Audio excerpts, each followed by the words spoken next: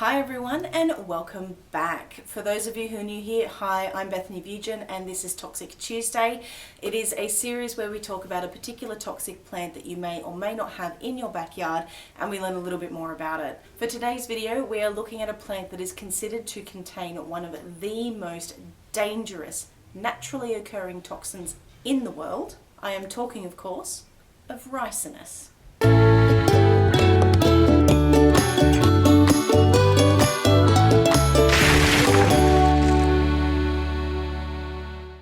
So Ricinus is more commonly known as castor bean or castor oil plant. It is a species of perennial flowering plant in the spurge family Euphorbiaceae.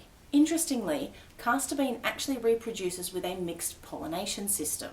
It uses anemophily, which is wind pollination, entomophily, which is insect pollination, as well as a self-pollination system called geotenogamy. Castor bean is able to reach heights of 10 to 13 metres in the tropics, but in more temperate climates, they are actually raised as annuals and can reach heights of 1.5 to 2.5 metres in a season.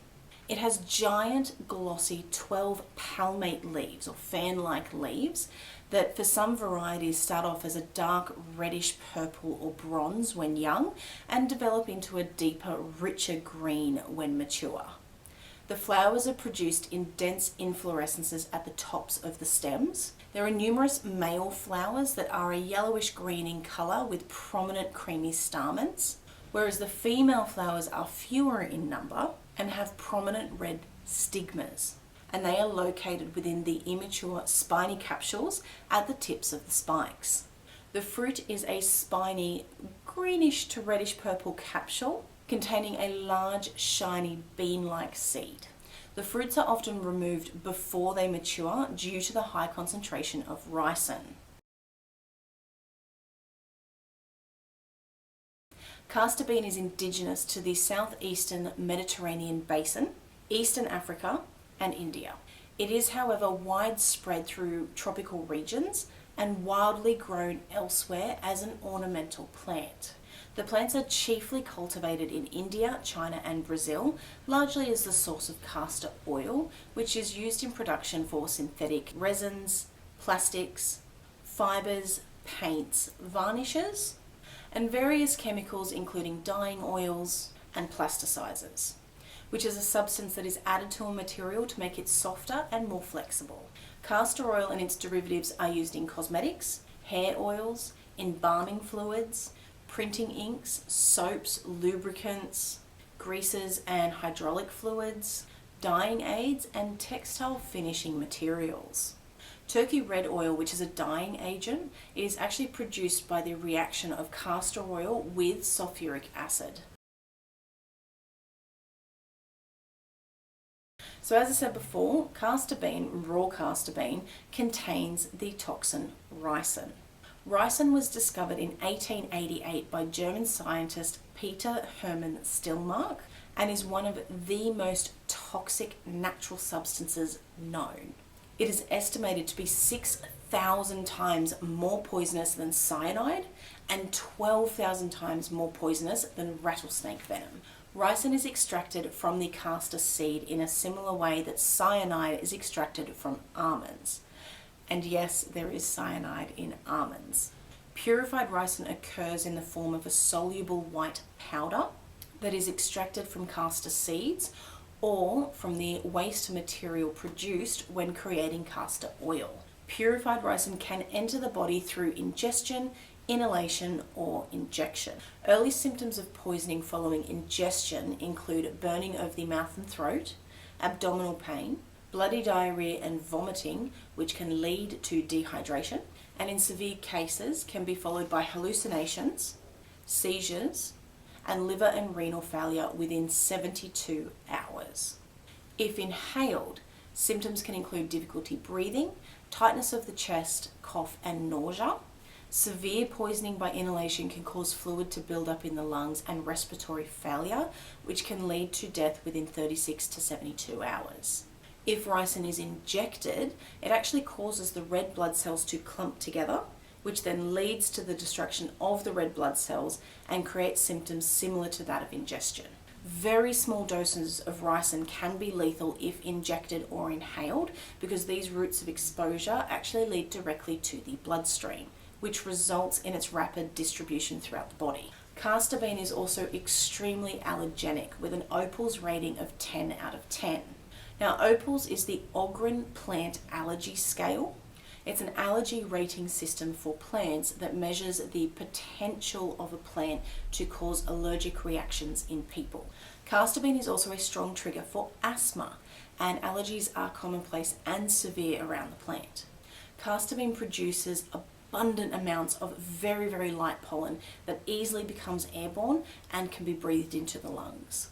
The sap of the plant also causes skin rashes, and people who are allergic can get a rash just from touching the leaves, flowers, or seeds of the plant, and some of these people can have cross-allergic reactions to latex sap. Because of the potentially lethal side effects of ricin, the relative ease in preparing it, as well as the availability of the plant, it's long been considered for use as a weapon. During both World Wars, the United States, Britain, and a whole bunch of other countries actually experimented with using ricin in bombs and in artillery shells. They were supposed to disperse like fine clouds of ricin over the enemy, and this was actually known as Agent W, or Compound W in the United States. It was found that ricin was a poor military weapon though, because it degraded under the heat of firing and exploding. It was also found that ridiculous, exorbitant quantities would be required to be dispersed over a single area for it to have any effect on the massed troops within that location. Research was still continued though by the major powers during the Cold War, but stockpiles were destroyed under the terms of the Biological Weapons Convention of 1972. This didn't stop it being used for assassination, however. The most famous use of ricin being used as an assassination weapon was actually in 1978. George Markov was a Bulgarian exile who was living in London, and he was actually stabbed in the leg with an umbrella that released a tiny capsule of ricin into his bloodstream, and within 3 days he had actually died. During the 1990s, KGB defectors had actually confirmed that he was killed using a device that was created by the Soviet Union and provided to an agent by the Bulgarian government. Castor oil was actually used as an instrument of coercion by the paramilitary black shirts under the regime of the Italian dictator Benito Mussolini. It was also used by the Spanish civil guard in Francoist Spain. Dissidents, who are people who actively challenge a political or religious system, doctrine, belief, policy, or institution, as well as regime opponents, were forced to ingest large amounts of castor oil, which triggered diarrhea and dehydration, which could ultimately lead to death. This punishment method was actually thought up by Gabriele D'Annunzio, who was an Italian poet and fascist supporter during the First World War. Castor oil hasn't always been used though as a weapon or as a method of punishment, and is able to be traced back to ancient Egypt in tombs dated at 4000 BC. Castor oil is slow burning, and it was noted by Herodotus and other Greek travellers that it was used to light lamps. They found that castor oil was also used in body ointments as well as a way to improve hair texture and growth. Cleopatra was reported to have used it to brighten the whites of her eyes by putting in a few drops. Castor oil has also been described as a laxative in the Ebers Papyrus. And this is an ancient Egyptian medical treaty believed to have dated back to 1552 BC, but was translated in 1872. The use of castor bean in India has also been documented since 2000 BC. Again in lamps, but also in local medicine as a laxative, purgative, and cathartic in Unani, Ayurvedic, and other ethnomedical systems. It has been given to children to treat infection with parasitic worms, which modern medical research has shown that the purgative effects of castor oil does clear the intestines of parasitic worms. However, that should only be prescribed by a medical professional.